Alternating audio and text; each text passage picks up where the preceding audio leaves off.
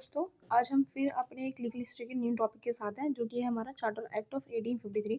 Charter act of 1853 में ऐसा क्या हुआ, क्या इसके फीचर्स हैं, वो सब कुछ हम डिस्कस करेंगे आज इस वीडियो में। तो B continue with the video. हम इसके फीचर्स डिस्कस करने से पहले इसके मैं प्रोविजंस डिस्कस करेंगे। प्रोविजंस क्या थे हमारे चार्टर एक्ट ऑफ 1853 के प्रोविजंस देख लेते हैं। इसने क्या किया, इसका पहला प्रोविजन ये है कि इसने reduce in number of the board of director. Board of director जितने थे हमारे, उनको नंबर्स में रिडक्शन करी। बोर्ड ऑफ डायरेक्टर के कितने थे, 24। बोर्ड ऑफ डायरेक्टर में कितने थे हमारे, 24 मेंबर थे बोर्ड ऑफ डायरेक्टर के। ठीक है, उनको इस एक्ट के थ्रू इन्होंने क्या किया, 18 देन फिर 6। ठीक है, रिड्यूस करे पहले 24 टू 18, फिर इसको कर दिया 6। मतलब पहले 24 थे जब स्टार्टिंग में ईस्ट इंडिया कंपनी आई थी, फिर उसके बाद 18 हुए, फिर उसके बाद ये हुए 6। ठीक है, उसके बाद क्या हुए, 6 हुए। ऐसे करके इनके रिडक्शन किया गया।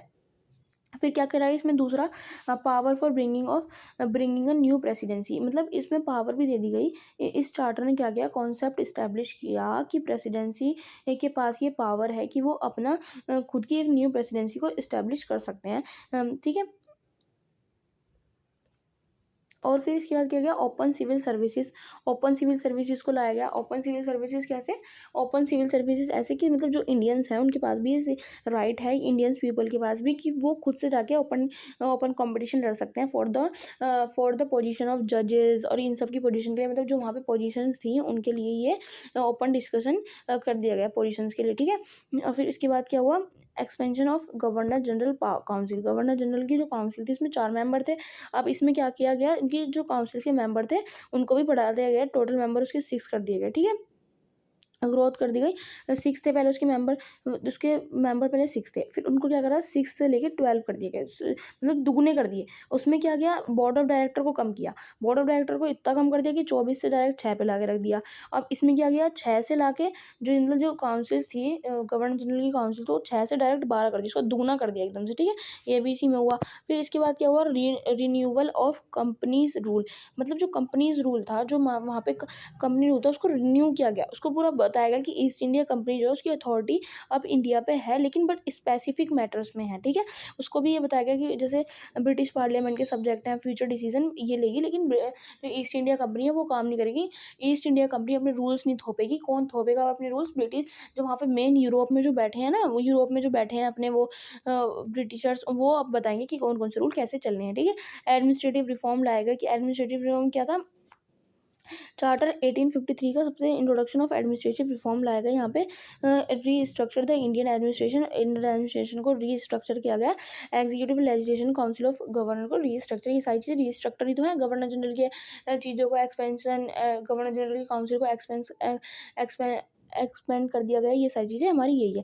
Legislative council expansion, legislative council जो थी हमारी, इसको भी एक्सपेंड किया गया। मतलब लेजिस्लेटिव काउंसिल गवर्नर जनरल के पास थी लेजिस्लेटिव काउंसिल बनाने की, उसमें भी उसके मेंबर्स को जो ब्रॉडर रिप्रेजेंटेशन थी वो गवर्नर जनरल को दे दी गई इसमें। ठीक है, एडवाइजरी बॉडी बना दी गई। सिविल सर्विस एग्जाम इंट्रोड्यूस कर दिए गए। मतलब कि हर पोस्ट के लिए एक सिविल सर्विस एग्जाम होगा, आप ऐसे से आ सकते हो। ये सारी चीज़ें सिविल सर्विस भी इंट्रोड्यूस करी गई।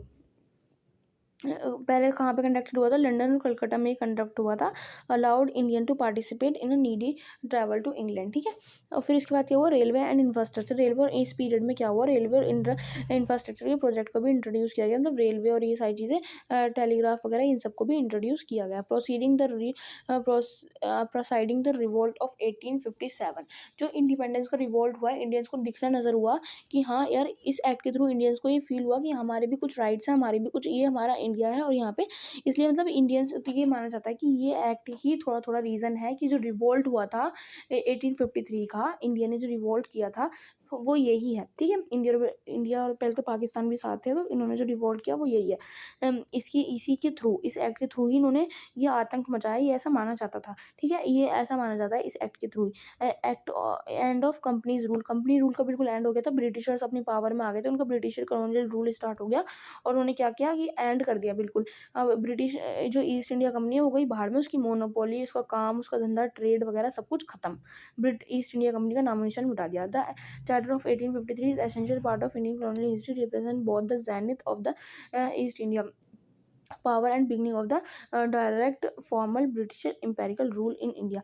अब क्या किया गया इस चार्टर, जैसे कि मैंने आपने बताया चार्टर ऑफ 1853, यहाँ पे जब ईस्ट इंडिया कंपनी खत्म ही हो गई, बिल्कुल ईस्ट इंडिया कंपनी खत्म ही हो गई, मतलब क्या अब जो ब्रिटिशर्स थे ना, ब्रिटिशर्स वो बिल्कुल पावर में आ गए इंडिया के ऊपर। इंडिया के ऊपर उन्होंने इतनी पावरें थोपी कि अब उन्होंने बता दिया कि हाँ इंडिया पर राज हम ही कर रहे हैं। इस एक्ट के थ्रू उन्होंने ये साबित करा कि हाँ हम इंडिया पर राज हम डायरेक्टली खुद ही कर रहे हैं।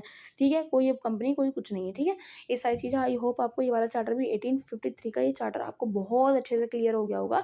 अगर आपको ये अच्छे से समझ आया तो please do like and subscribe my channel. और ये नोट्स बहुत हेल्पफुल हैं, बहुत मेहनत लगती है यार बनाने में, तो please subscribe my channel. I hope आपको समझ आएगा। मिलते हैं नेक्स्ट वीडियो में, बाय बाय।